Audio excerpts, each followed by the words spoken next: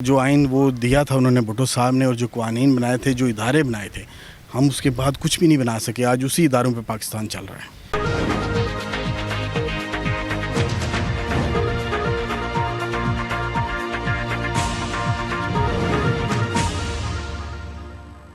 अस्सलाम वालेकुम नाज़रीन, मैं हूं एहसन हमीद राजा। नाज़रीन, सरदार मुस्तफ़ा साहब हमारे साथ मौजूद हैं, चेयरमैन के उम्मीदवार हैं पीपल्स पार्टी से।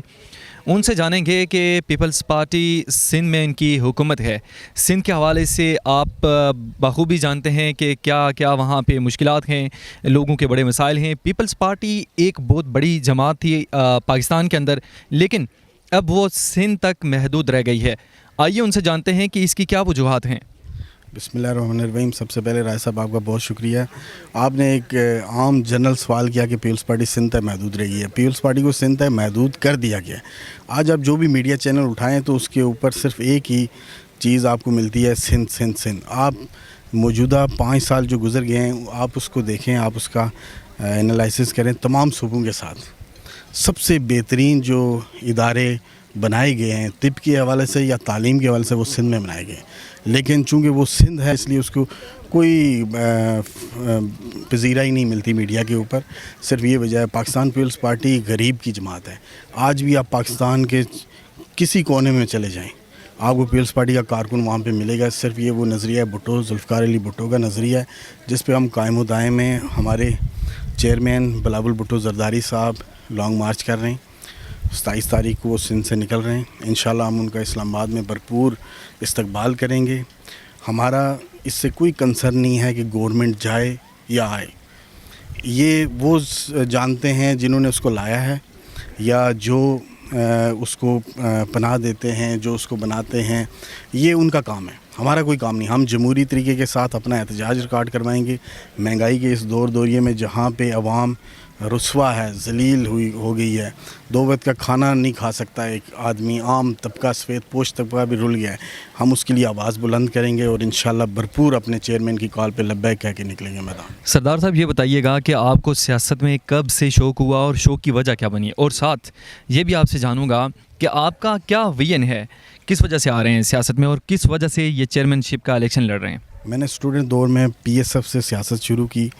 जब हमने जुल्फ़िकार अली भुट्टो साहब का मैनिफेस्टो पढ़ा, भुट्टोइज़म पढ़ा, तो हमें उससे इश्क हो गया कि एक ऐसी शख्सियत जिसने अपनी जान की परवाह नहीं की और सूली पे लटक गए। और उसके बाद आप अगर नौजवानों को देखें जिस तरह वो फांसी के फंदों के ऊपर झूल गए अपने कायद की मोहब्बत में, खुद सोजियाँ की। कोई माइकल आल पूरे आप एशिया में क्या पूरी दुनिया में ऐसी कई मिसाल नहीं मिलती इस चीज़ की कि इतनी बड़ी कुर्बानियाँ दी गई हूँ।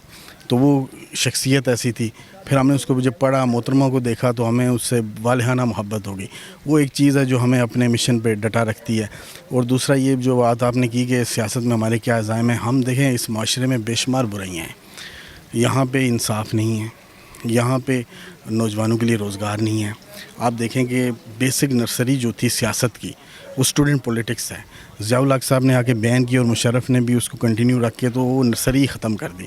आज सिंध में मैं अपने कायद जनाब बिलावल भुट्टो ज़रदारी साहब को सलाम अक़ीदत पेश करता हूँ। उन्होंने उसको वापस बहाल किया और एक नई पोत तैयार होगी। इसका फ़ौरन आपको नहीं मिलेगा रिज़ल्ट, लेकिन आज से 20 साल बाद यही लोग ऊपर आके लीडरशिप संभालेंगे, इस मुल्क के बुनियादी मसाइल पे वर्क करेंगे। आज हम इस्लामाबाद में रहते हैं तो हमारे पास सिर्फ 2 अस्पताल हैं, एक कम्प्लेक्स और एक पॉली क्लिनिक। इसके अलावा हमारे पास कुछ नहीं है। हम इस्लामाबाद के इतने मसाइल में घिरे हुए हैं कि हमारे पास सीवरेज का निज़ाम नहीं है, गलियाँ टूटी फूटी हैं, तालीम का कोई निज़ाम नहीं है, प्राइवेट स्कूलों की गुंडागर्दी है, इतनी हैवी फीसेस हैं, कौन अपने बच्चे को पढ़ाएगा आप मुझे बताएं। तो ये सारी हम सिंध में नहीं फेस कर रहे, हम इस्लामाबाद में फेस कर रहे हैं। नाज़रीन, सरदार मुस्तफ़ा साहब हमारे साथ मौजूद हैं, ये चेयरमैन के उम्मीदवार हैं। इनसे ये भी जानेंगे कि आप ये बताइएगा कि क्या एक शख्स अगर वो रियासत की ज़बान नहीं जानता, क्या वो पाकिस्तान में आए और यहाँ आकर वो सारी चीज़ें सीखे, तो क्या आप समझते हैं कि वो एक आम शख्स की, मेरी और आपकी, एक गरीब तबके की वो नुमाइंदगी कर सकता है?